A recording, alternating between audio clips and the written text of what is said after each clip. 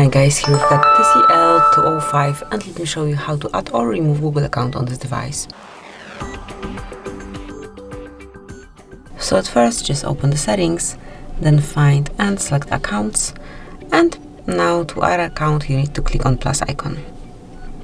Make sure that you are connected to Wi-Fi because otherwise you will not be able to connect your account with this device, and when you are, just click on Google. Now just provide your email address or phone number, whatever is connected with your account.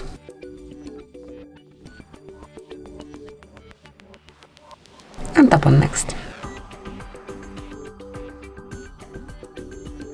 Now it's time to enter the password, so let me do it off the screen. And as only the password is entered, just tap on next.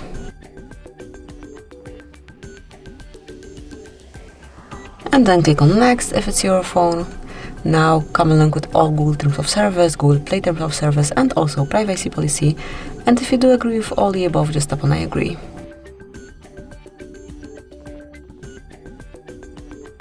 Click on more, accept. And that's it. As you can see, the account has been added.